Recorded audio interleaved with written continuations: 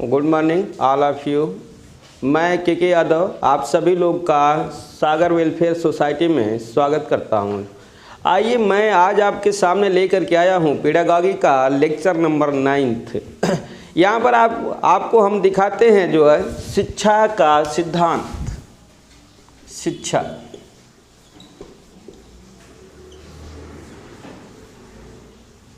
देखिए, आपको प्रत्येक लेक्चर में हमारे जो है शिक्षा संबंधित कुछ अच्छी चीज़ें मिलेंगी जो है, जिसे आप जो है समझ सकते हैं जो है कि हमारा अध्यापन कला जो होता है वो बगैर शिक्षा का हो नहीं सकता है। इसलिए शिक्षा को हमें कुछ न कुछ डेली जानना जरूरी है जो है। यहाँ पर आपको हमने बता चुके हैं हम जो है कि शिक्षा के नियम कितने होते हैं, जो कौन कौन से नियम होते हैं, मीन्स किन किन नियमों द्वारा बच्चों को पढ़ाना चाहिए जो है। आप बच्चों की क्राइटेरिया भी हम आपको बता चुके हैं जो है कि किस किस स्तर के बच्चे होते हैं जो है, कौन कौन से क्लास के बच्चों को जो है और किस स्तर से हमको जो है और कौन से नियम का प्रयोग करके उनको पढ़ाना चाहिए जो है। उसी के तहत आज आपको हम दिखाते हैं जो है। अभी हम आपको शिक्षा के सिद्धांत की तरफ ले चलते हैं जो है, और लास्ट प्रोसेस में आपको शिक्षा के जो मेथड हैं, जो विधियां हैं जो उधर भी हम लेकर के चलेंगे। मीन्स आपको अपने अगले क्लास में जो है शिक्षण के जो मेथड्स हैं, जो विधियां हैं, उन्हें भी हम बताएंगे। फिलहाल आपको हम दिखाते हैं कि यहाँ पर जो है शिक्षा के जो सिद्धांत हैं जो है वो सिद्धांत हमारे किस तरीके से लगाए जाते हैं और कौन कौन से हमारे शिक्षा के सिद्धांत होते हैं जो है। तो जनरली हम लोग जानते हैं जो है कि टेट सुपर टेट के तहत लोग जो है इसे पढ़ाते नहीं हैं जो है। अब मेजर पॉइंट्स ये हमारा हायर एजुकेशन के तहत होता है जो है। एक तरीके से वहाँ पर आपको जो है क्या करना पड़ता है बताया जाता है, यहाँ पर आपको बताया नहीं जाता, लेकिन शिक्षा का जो सिद्धांत है वो शुरू से ही लगता है जो है। मीन्स जो भी स्तर के बच्चे हैं जो है उन्हें हमें शिक्षा के सिद्धांतों का जो है पालन करते हुए ही उनको शिक्षा दी जानी चाहिए जो है। अगर हम देखें जो है तो यहाँ पर जो शिक्षा के सिद्धांत की बात हम करते हैं जो है, तो शिक्षा के जनरली दो सिद्धांत होते हैं जो है। एक को हम लोग कहते हैं एक शिक्षा का सामान्य सिद्धांत होता है, और दूसरा हम लोग कहते हैं शिक्षा का मनोवैज्ञानिक सिद्धांत होता है जो है। तो यहाँ पर आइए हम आपको दिखाते हैं शिक्षा के जो सामान्य सिद्धांत है वो कौन कौन से हैं जो है, और शिक्षा के जो मनोवैज्ञानिक सिद्धांत हैं वो कौन कौन से हैं जो है। तो जनरली तौर पर हम लोग कहेंगे कि शिक्षा का सामान्य सिद्धांत प्रयोग करके पढ़ाना चाहिए या शिक्षा का मनोवैज्ञानिक सिद्धांत प्रयोग करके पढ़ाना चाहिए। तो हम कहेंगे जो है कि बच्चों को जो है सम्मिश्रित करके जो है हमें शिक्षा के सामान्य सिद्धांत और मनोवैज्ञानिक सिद्धांत दोनों का सम्मिश्रित रूप से प्रयोग करके बच्चों को शिक्षा देनी चाहिए जो है। क्योंकि कुछ बच्चों की क्राइटेरिया हमारी क्या होती है जो है, कम बुद्धि की होती है, कुछ सामान्य की होती है और कुछ हमारे जीनियस बच्चे होते हैं जो है। तो इस तरीके से जो है बच्चे हमारे जो है कई आईक्यू के होते हैं जो है। जब बच्चे हमारे कई आईक्यू के होते हैं तो उन्हें हम क्या करेंगे जो है, उनको समावेशी शिक्षा दी जाती है जो है। मैं उनको सभी को एक साथ बैठा करके जो है शिक्षा दी जाती है। जब सभी को एक साथ बैठा करके शिक्षा दी जाती है तो सभी बच्चों को ध्यान में रखते हुए शिक्षा के जो दो सिद्धांत है, सामान्य सिद्धांत और मनोवैज्ञानिक सिद्धांत, इन दोनों सिद्धांतों को सम्मिश्रित करके जो है बच्चों को जो अध्यापन कराना चाहिए जो है। तो आइए यहाँ पर देखते हैं जो है शिक्षा के जो है सिद्धांत।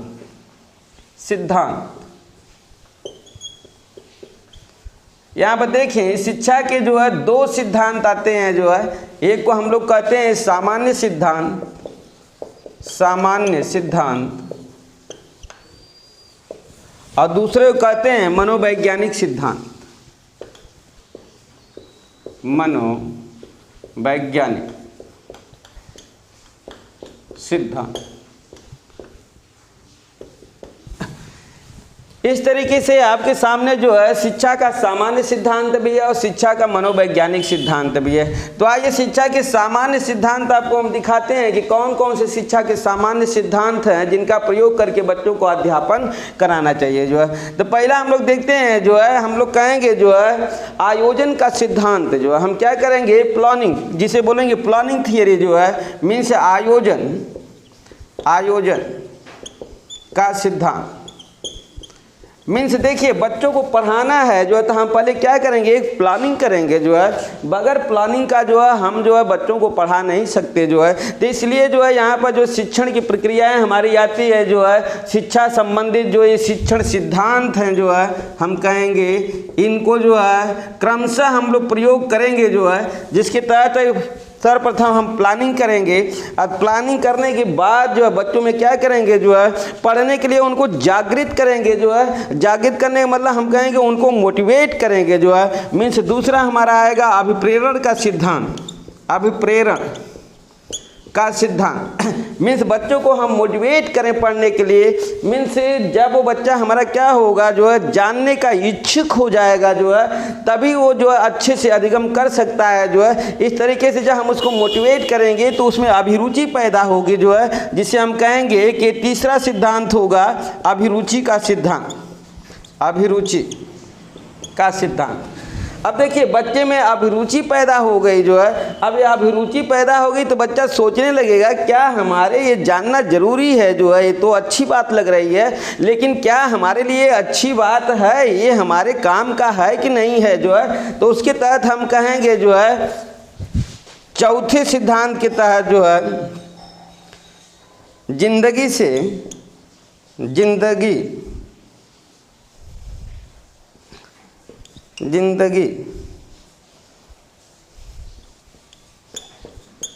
जोड़ का सिद्धांत। जिंदगी से जोड़ का सिद्धांत मीन्स उसके ज़िंदगी में इसका क्या रोल है, इस शिक्षा का जो है, इसको जानने से, इसको पढ़ने से, इसको याद करने से हमारे ज़िंदगी में क्या इससे जो है फ़ायदे हो सकते हैं कि नहीं हो सकते हैं जो है। मीन्स इससे हमारे ज़िंदगी में क्या इसको जानने से हमको फ़ायदा होगा जो है। इसके साथ ही पाँचवा हम कहेंगे चयन का सिद्धांत। चयन का सिद्धांत। अब वो क्या करेगा जो है, वो सेलेक्ट करेगा जो है कि हाँ ये जितनी शिक्षाएं दी जा रही सर द्वारा उसमें से हमारे ये क्या है जो है अच्छी चीज़ है जो है, जो हमारे ज़िंदगी में कारगर होगी, हमें भविष्य में जो है क्या करेगा जो है, ये हमें आगे ले जाएगी ये शिक्षा जो है। तो इसलिए इसे हम कहते हैं चयन का सिद्धांत जो है। आइए छठा हम लोग देखते हैं जो है, छठा पॉइंट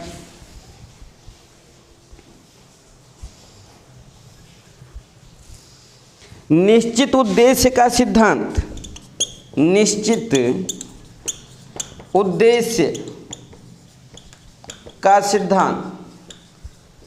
हम कहेंगे जो इस शिक्षा का कोई निश्चित उद्देश्य है कि नहीं है जो है, तो बालक को ये मालूम हो जाएगा जो है कि इस शिक्षा द्वारा हम ये क्या करेंगे जो है अपने एक निश्चित लक्ष्य की तरफ बढ़ रहे हैं जो है, जिससे हमारा जीवन क्या होगा, सुखमय होगा जो है। तो ऑटोमेटिक क्या करेगा जो है अध्यापन में अपना मन जो है, पढ़ने में अपना मन लगाने लगेगा जो है। इसके साथ ही आइए सातवां स्टेप आपको हम दिखाते हैं जो है, सातवां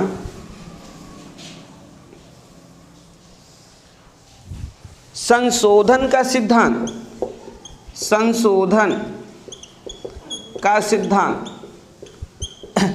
देखिए संशोधन का सिद्धांत बोला गया, बच्चा क्या करेगा जो है अपने में जो है संशोधन करेगा।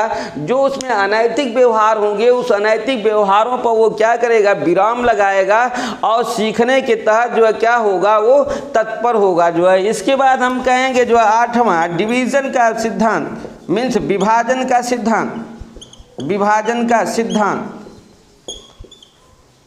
मीन्स बच्चा अपने आप को क्या करेगा, बच्चा अपने आप को डिवाइड करने लगेगा, अच्छे बच्चों के क्राइटेरिया में अपने आप को ले जाना चाहेगा जो है, और टीचरों के तहत जो है अपने आप को जो है क्या करने लगेगा जो है एक सम्मानजनक दृष्टि से देखने की लालायिकता लेकर के जो है उनके साथ जुड़ने की कोशिश करेगा जो है, जिसे हम कहते हैं विभाजन का सिद्धांत जो है।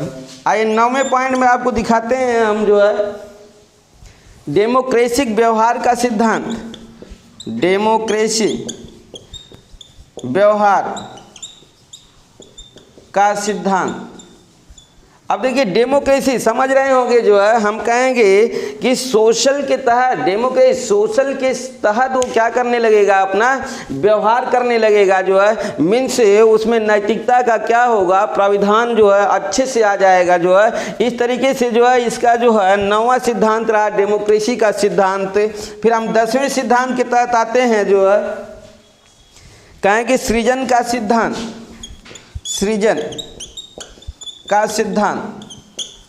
देखिए सृजन मीन्स होता है बनाना, जो है क्रिएट्स करना, जो है क्या करने लगेगा, जो है हम कहें कि बच्चा अपने से जो है नए नए चीज़ों का जो है निर्माण करने लगेगा, जो है मीन्स अच्छे व्यवहार से ले करके जो है अपने शिक्षा संबंधित सभी चीज़ों का जो है एक नई ऊर्जा के साथ जो है उसको जो है देखने लगेगा, हम कहेंगे पढ़ने लगेगा। मीन्स उसको ये मालूम हो चुका है जो है कि शिक्षण द्वारा हमें, अध्यापन द्वारा जो है हमें अपना जीवन जो है सुखमय बना सकते हैं हम अपना। मीन्स हम कहेंगे जो है कि सृजनात्मकता की तहत बात की जाए तो उसमें क्रिएटिविटी आ जाएगी और अपना वो लगन के साथ जो अपने कार्य को करना प्रारंभ कर देगा। जो है लास्ट के तहत हम लोग कहेंगे जो है कि 10 सिद्धांतों के बाद हमारा आता है जो मनोवैज्ञानिक सिद्धांत। मनोवैज्ञानिक सिद्धांत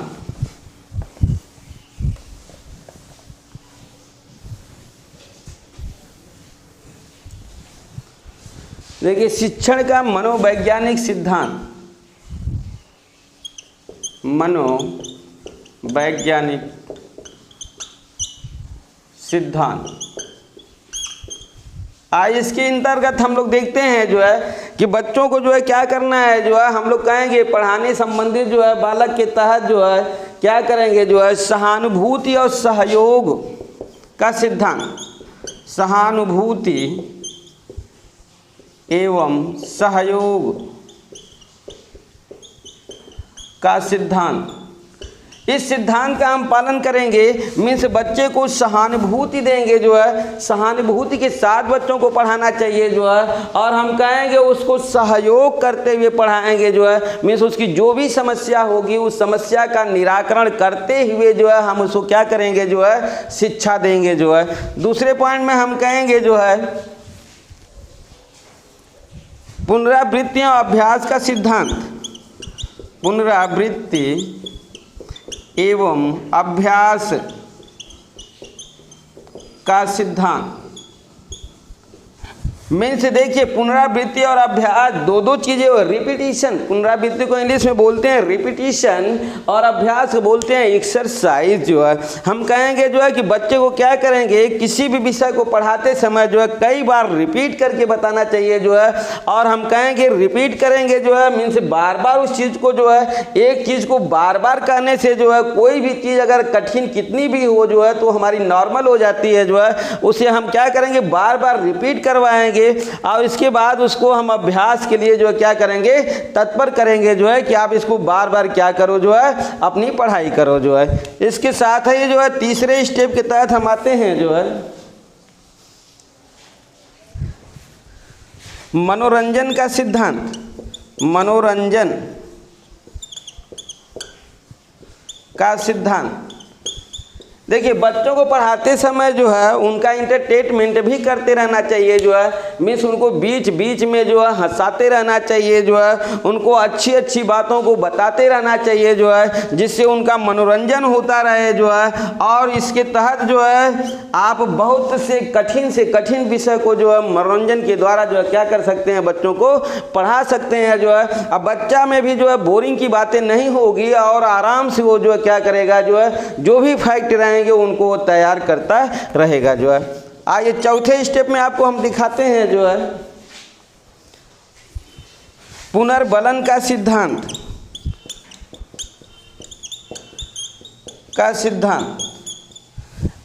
अब देखिए पुनर्बलन का सिद्धांत मीन्स बच्चे को जो है शाबाशी देनी चाहिए। पुनर्बलन के सिद्धांत के तहत हम लोग कहेंगे कि बच्चे को शाबाशी देनी चाहिए जो है, मीन्स धनात्मक पुनर्बलन उसको देना चाहिए। इसके बाद जो हम कहेंगे जो उसको वाय पुनर्बलन देना चाहिए जो है।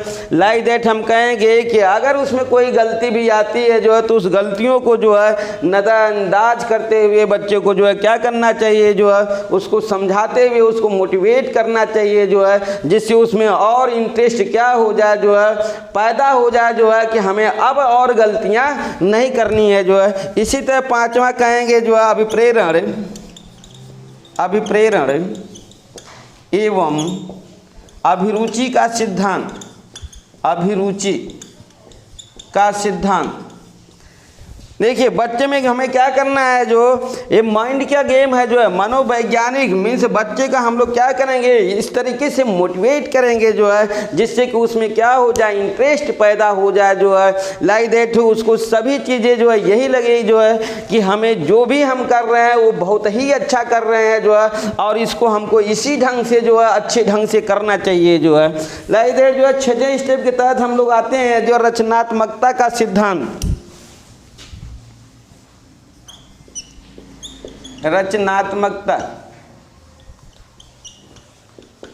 का सिद्धांत मीन्स बालक को क्रिएटिव बना देना है जो है, मीन्स वो क्या करने लगे, सिंथेसिस करने लगे जो है, निर्माण करने लगे जो है, मीन्स अपने अध्यापन द्वारा कुछ नई नई चीज़ों को जो है खोजने का जो है प्रयास करने लगे, मीन्स नई चीज़ों को बनाने, नया कॉन्सेप्ट बनाने लगे, नया नियम बनाने लगे, नया सिद्धांत बनाने लगे, नई मेथड बनाने लगे। इस तरीके से जो है बच्चों को जो हम मनोवैज्ञानिक तरीके से जो है क्या करेंगे, ट्रीट करेंगे जो है, तो उसमें क्रिएटिविटी आ जाएगी और उसका अध्यापन हम और बेहतरीन होगा जो है। आइए इसके साथ ही हम लोग जो है देखते हैं जो है शिक्षण सिद्धांत के हमारे जो है सामान्य सिद्धांत और मनोवैज्ञानिक सिद्धांत खत्म हुए। अब हम आपको लेकर के आते हैं जो है एक सिद्धांत की तरफ जो है जिसे हम लोग बोलते हैं जो है कि बच्चों का जो प्रक्रिया है हमारा जो है मनोवैज्ञानिक के तहत, तो उसी के तहत जो है हम आज आपको दिखाएंगे मनोविश्लेषणात्मक सिद्धांत जो है। यहाँ पर आइए आपको हम दिखाते हैं जो है सिगमंड फ्रायड का सिद्धांत। सिगमंड फ्रायड का सिद्धांत। देखिए सिगमंड फ्रायड का सिद्धांत, सिगमंड फ्रायड ने जो है क्या किया, जो है 2 सिद्धांत दिया है जो है, और उन्होंने दोनों सिद्धांतों के तहत जो है 2 क्राइटेरिया बनाई है जिसे हम कहेंगे एक मेंटल के तहत जो है उन्होंने लिया जो है सिद्धांत अपना, एक संपूर्ण बॉडी के तहत जो है अपना सिद्धांत लिया। तो इस तरीके से जो है यहाँ सिगमंड फ्रायड के सिद्धांत के तहत हम कहते हैं कि इनके 2 सिद्धांत होते हैं। आइए पहला सिद्धांत को हम लोग कहेंगे मनोविश्लेषणात्मक सिद्धांत। मनोविश्लेषणात्मक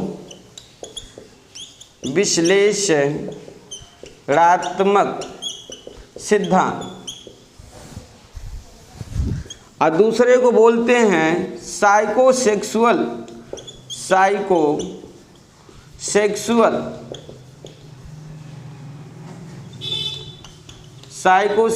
सिद्धांत।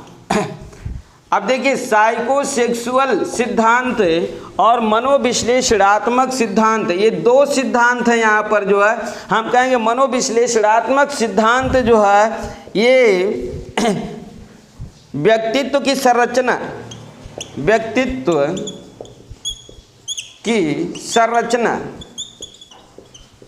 पर आधारित है, व्यक्तित्व की संरचना पर आधारित है। देखिए मनोविश्लेषणात्मक सिद्धांत व्यक्तित्व की संरचना पर आधारित है, जबकि साइकोसेक्सुअल थ्योरी हम लोग कहेंगे जो है व्यक्तित्व विकास पर आधारित है, व्यक्तित्व विकास पर आधारित है। अब इस तरह से जो है सिगमंड फ्रायड ने क्या किया, जो है 2 सिद्धांत दिया, मनोविश्लेषणात्मक सिद्धांत और साइकोसेक्सुअल सिद्धांत जो है। तो यहाँ पर आइए अलग अलग हम आपको दिखाते हैं मनोविश्लेषणात्मक सिद्धांत जो है।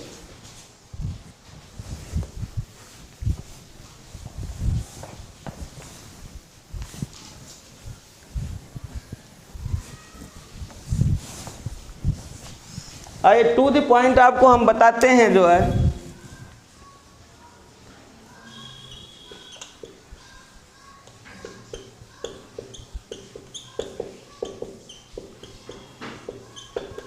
मनोविश्लेषणात्मक सिद्धांत। अब देखिए ये हमारा आधारित है व्यक्तित्व संरचना पर, व्यक्तित्व संरचना।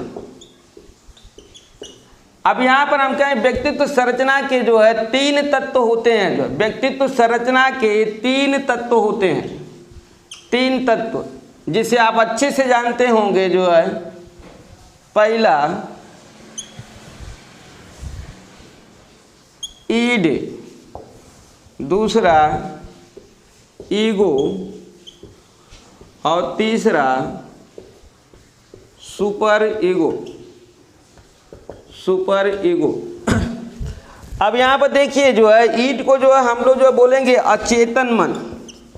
अचेतन मन, इसे बोलेंगे अर्ध चेतन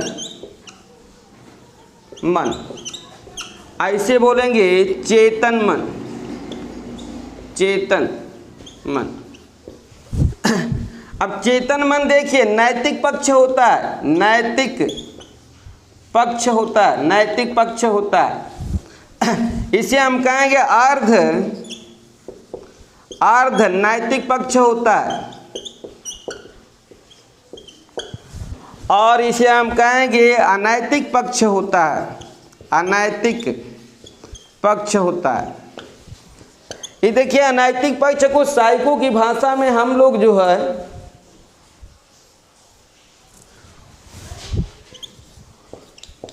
उपाहम बोलते हैं। उपाहम, उपाहम। इसे बोलते हैं अहम, अहम, और इसे बोलते हैं परा अहम, परा अहम। देखिए इस साइको की भाषा है जो है उपांग, अहम और परा अहम जो है। आइए यहाँ पर देखते हैं जो है कि देखिए हमारा 3 की क्राइटेरिया है। व्यक्तित्व संरचना हमारे जो है 3 तत्वों से मिलकर के बनती है, जिसे हम कहेंगे ईड, ईगो और सुपर ईगो, या अचेतन मन, अर्धचेतन मन और चेतन मन जो है। जो अचेतन मन होता है ये टोटली अनैतिक पक्ष होता है जो है, जिसे साइको की भाषा में उपांग बोलते हैं जो है। और इसे हम जो है क्या कहेंगे अर्धचेतन मन, जिसे अर्ध नैतिक पक्ष कहा जाता है, और अहम बोलते हैं। यहाँ पर तीसरा हमारा सुपर ईगो जो है, जिसे हम चेतन मन कहते हैं, नैतिक पक्ष होता है, और परा अहम बोलते हैं जो है। अब बच्चे को जो चीज़ें हम लोग जो है पढ़ाते हैं शुरुआती दौर में, प्राथमिक स्तर के बच्चे को जो है हम जो पढ़ाते हैं वो सभी चीज़ें जो है बालक के जो है सर्वप्रथम जो है कौन से मन में जाती है, अचेतन मन में जाती है जो है। मीन्स शब्दों का जो संग्रहण होता है जो अचेतन मन में होता है, या हम कहेंगे शब्दों का संग्रहण, शब्दों का संग्रहण सबसे अधिक होता है, सबसे अधिक होता है, अधिक होता है। शब्दों का संग्रहण सबसे अधिक होता है जो हमारे अचेतन मन में। ये अचेतन मन हमारा सुखवादी सिद्धांत का पालन करता है जो है, सुखवादी सिद्धांत का पालन, ये सुखवादी सिद्धांत का पालन करता है। मीन्स हम कहेंगे जो है कि कोई भी वस्तु को जो है या किसी भी चीज़ को वो तुरंत पा जाना चाहता है जो है, क्या सही है अनैतिक पक्ष है जो है, वो ये नहीं सोचता जो है कि ये नैतिक है कि अनैतिक है जो है। वो सुखवादी सिद्धांत मीन्स उसे कोई भी चीज़ अगर दिखती है जो तो सोचता है कि इसे हम कितना जल्दी प्राप्त कर ले, वो चाहे सही ढंग से हमें मिले या गलत ढंग से मिले जो है, लेकिन वो हमें जल्द से जल्द प्राप्त हो जाए जो है। तो ये बच्चों की क्राइटेरिया के तहत हम कहेंगे टोटली हमारा क्या होता है अचेतन मन होता है जो है। तो इस तरीके से अचेतन मन की प्रक्रिया के तहत अगर हम देखें जो है तो इस अचेतन मन से उत्पत्ति होती है जो है, बोला गया उत्पत्ति होती है जो है हमारे अर्धचेतन मन की जो है। यहाँ पर हम कहेंगे उत्पत्ति मीन से हमारे अचेतन मन से अर्धचेतन मन की उत्पत्ति होती है, और इस अर्धचेतन से हम कहेंगे जो है चेतन मन की उत्पत्ति होती है, उत्पत्ति। अब देखिए जो है हम अभी अब आ गए अपने अर्धचेतन मन पर जो है, हम कहेंगे ये सुरक्षात्मक होता है जो है। क्या होता है? सुरक्षात्मक होता है, ये सुरक्षा प्रदान करता है, सुरक्षा प्रदान करता है। प्रत्येक व्यक्ति को जो है जो अर्धचेतन मन होता है वो सुरक्षा प्रदान करता है, क्योंकि ये दोनों के बीच है जो है अर्धचेतन और चेतन मन के बीच है। मीन्स ये डिसीजन लेता है जो है कि ये सही है और ये गलत है जो है। मीन्स जो है हम कहेंगे जो है कि क्या अच्छा है क्या बुरा है जो है, क्या सही है क्या गलत है, इसका निर्धारण कौन करता है जो है अचेतन मन करता है। सही गलत की पहचान करता है जो है, सही गलत की पहचान, सही गलत की पहचान करता है। अब देखिए ये सही गलत की पहचान करता है जो है, इसके बाद जो है क्या करता है जो है, हम कहेंगे जो है कि अचेतन मन को रोकता है जो है, क्या करता है, अचेतन मन को मीन्स उपांग, अचेतन मन को रोकता है। और हम कहेंगे रियलिटी प्रिंसिपल का पालन करता है जो है, मीन्स वास्तविक सिद्धांत का ये पालन करता है जो है, हम कहेंगे वास्तविक सिद्धांत का पालन करता है, ये पालन करता है। अब देखिए हम लोग को मालूम है जो है कि ईड हमारा क्या है जो है, सुखवादी सिद्धांत का पालन करता है, जबकि अर्ध चेतन मन हमारा जो है क्या, वास्तविक सिद्धांत का पालन करता है जो है। हम कहेंगे जो है अचेतन और चेतन के बीच सामंजस्य स्थापित करता है जो है, हम कहेंगे अगले स्टेप के तहत कि अचेतन और चेतन के बीच संबंध स्थापित करता है, और इसके साथ ही हम कहेंगे जो है चेतन मन को जो है क्या करता है जो है, सजेस्ट करता है जो है, मीन्स चेतन मन को जो है हम कहेंगे चेतन मन को सजेस्ट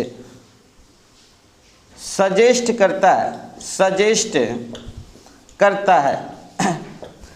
और इसके बाद हम कहेंगे जो है कि बातें हमारी आ जाती है, मीन्स नैतिक पक्ष की जो है, मीन्स सही और गलत का यहाँ पर क्या होता है जो है, निर्धारण तो हमारा अर्ध चेतन मन में होता है जो है। चेतन मन के तहत हम कहेंगे जो है कि सत्य का पहचान किया जाती है, सत्यता की पहचान की जाती है, सत्यता की पहचान की जाती है, सही की पहचान की जाती है, सही एवं गलत की पहचान, सही और गलत की पहचान की जाती है जो है। तो इस तरीके से जो है हम कहेंगे कि व्यक्तित्व की संरचना 3 तत्वों से, सिगमंड फ्रायड ने बोला जो है कि मनोविश्लेषणात्मक सिद्धांत के तहत जो है व्यक्तित्व की संरचना का निर्माण होता है जो है। अब व्यक्तित्व की संरचना जो है 3 तत्वों से मिलकर बनी होती है, ईड, ईगो और सुपर ईगो जो है। अब आइए इनका हम दूसरा सिद्धांत दिखाते हैं जो है,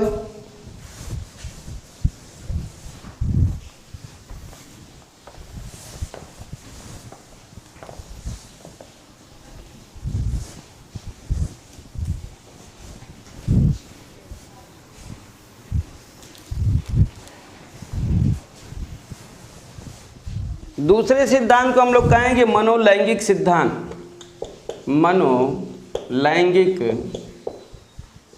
सिद्धांत। देखिए ये सिद्धांत हमारा आता है व्यक्तित्व विकास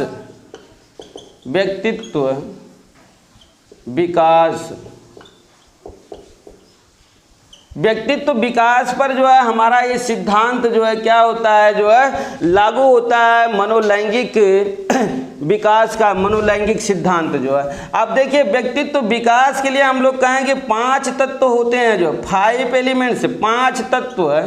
व्यक्तित्व विकास के तहत सिगमंड फ्रायड ने बताया कि 5 तत्व होते हैं जो है, जिसे हम लोग कहेंगे पहला मुखीय अवस्था,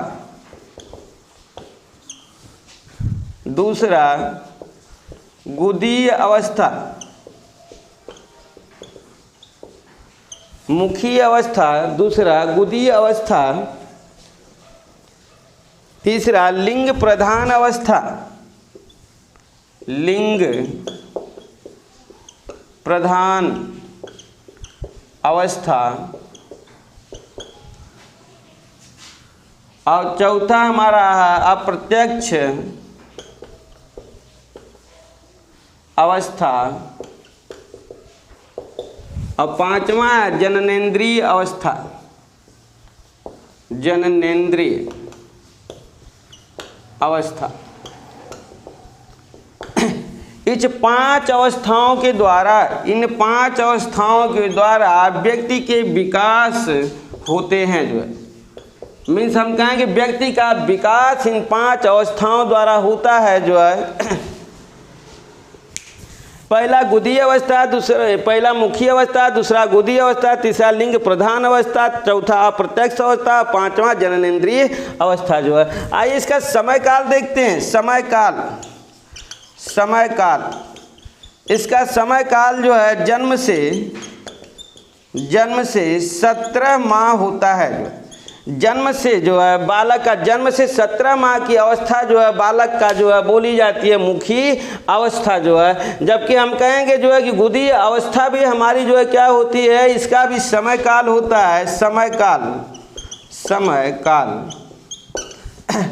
अब देखिए जो है इसका समय काल हमारा होगा जो है 8 माह से 4 वर्ष, 8 माह से 4 वर्ष होता है जो है।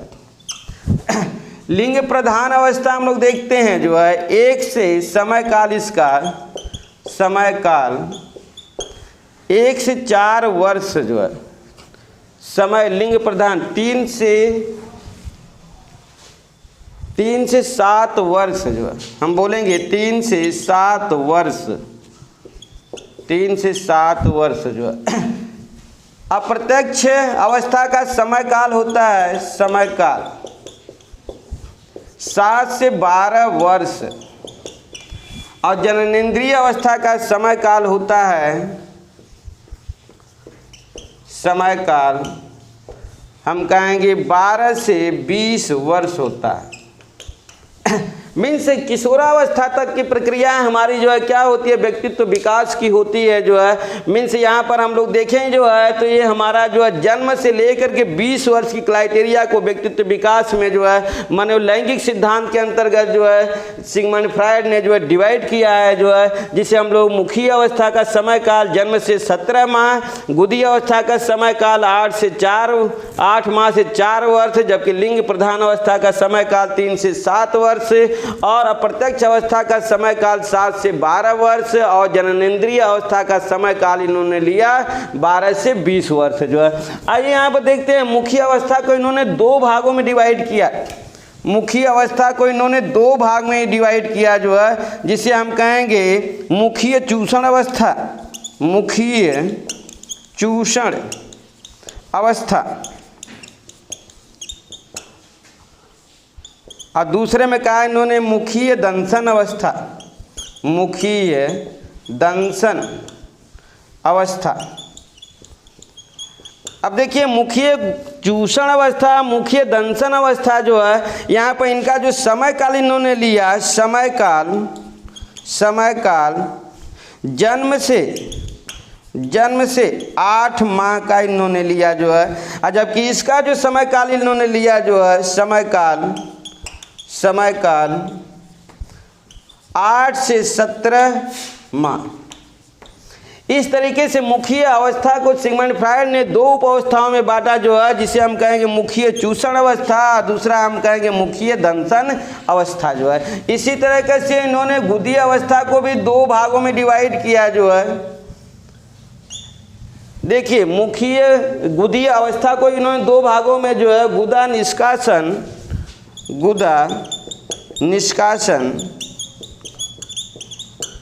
और गुदा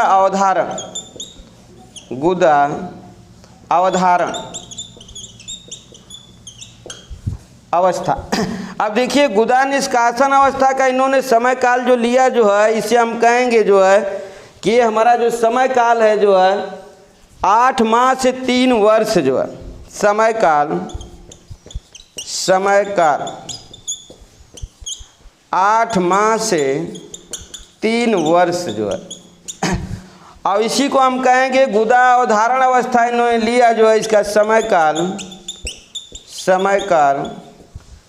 1 से 4 वर्ष जो है। इस तरीके से जो है आपके सामने जो है व्यक्तित्व विकास के जो है 5 तत्व जो मनोलैंगिक सिद्धांत द्वारा जो सिगमंड फ्रायड ने दिया है, उसे हमने बताया जो है कि बालक का जो है जो मनोलैंगिक विकास होता है वो जन्म से लेकर के 20 वर्ष तक होता है, जिसके तहत हम कहेंगे 5 तत्व जो है व्यक्तित्व विकास तहत 5 तत्व या 5 अवस्थाएं होती हैं जिनके द्वारा व्यक्तित्व विकास होता है। जो है मीन्स व्यक्तित्व विकास की अगर बात की जाए तो व्यक्तित्व विकास के तहत हमारे 5 अवस्थाएं आती हैं जो है, जिसे हमने तत्व लिया है, इसे तत्व या अवस्था भी कहा जाता है। जो है इस अवस्थाओं द्वारा व्यक्तित्व का विकास होता है। जो है तो इस तरीके से आज हमारा पेडागॉजी का एक नवा लेक्चर समाप्त हुआ। नेक्स्ट लेक्चर में हम कल मिलेंगे।